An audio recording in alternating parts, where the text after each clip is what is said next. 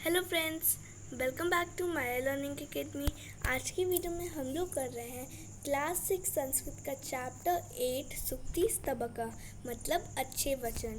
तो हमारा पहला सूक्त मतलब कि हमारा पहला जो श्लोक है वो है उद्यमेन हि सिद्ध्यन्ति कार्याणि न मनोरथे न हि सुप्तस्य सिंहस्य प्रविशन्ति मुखे मृदा, जिसका सरल अर्थ है कि परिश्रम से ही काम सफल होते हैं, केवल इच्छाओं से नहीं।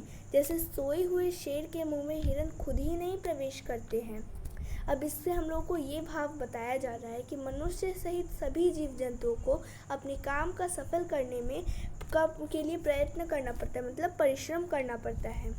अब हमारा नेक्स्ट श्लोक है पुस्तके पठिता पाठः जीवने नैव साधितः किं भवेत् तेन पाठेन जीवने यो न सार्थकः, जिसका सरल अर्थ है कि पुस्तक में पढ़ा गया पाठ जीवन में उपयोग नहीं लाया तो जो पाठ हमने जीवन में पढ़ा है वो हम लोगों के जीवन में अगर सार्थक नहीं है तो उस पाठ का कोई लाभ नहीं है।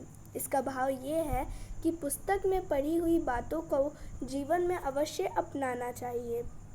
तो हमारा नेक्स्ट श्लोक है प्रियवाक्य प्रदानेन सर्वे तुष्यन्ति मानवः तस्मात् प्रियं हि वक्तव्यं वचने का दरिद्रता, जिसका सरल अर्थ है कि सब मनुष्य प्रिय वचन कहे जाने पर प्रसन्न हो जाते हैं, इस कारण मधुर वचन ही बोलने चाहिए।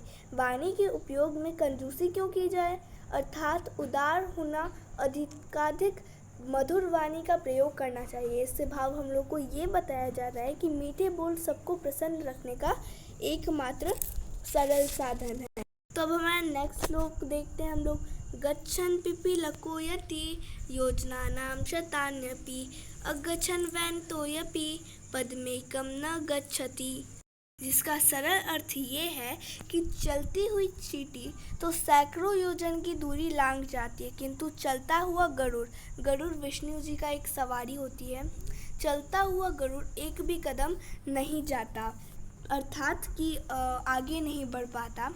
अब इससे हम लोग को ये भाव दिया जा रहा है कि प्रयास करने से ही कार्य सिद्ध होता है, अन्यथा नहीं। मतलब हम लोग को हर एक काम को करने के लिए प्रयास करना चाहिए, कोशिश करनी चाहिए।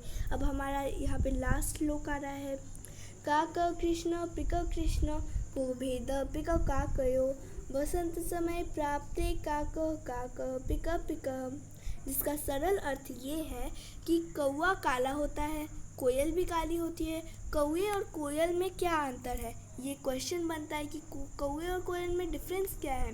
तो वसंत जब काल आता है, मतलब कि जब बारिश का मौसम आता है, तब कौवा है और कोयल है, ये बात स्पष्ट हो जाती है। इससे हम लोग को ये भाव बताया जा रहा है कि बाह्य आकार के आधार पर आंतरिक गुणों को अनुमान नहीं लगाया जा सकता, मतलब कि हम लोग उसको बाहर से देख के हम लोग उसके अंदर के गुणों का अनुमान नहीं लगा सकते, किंतु समय आने पर आंतरिक गुण भी प्रकट हो जाते हैं। मतलब जब समय आता है हमारा तो हम लोग के अंदर के गुण खुद ब खुद प्रकट हो जाते हैं।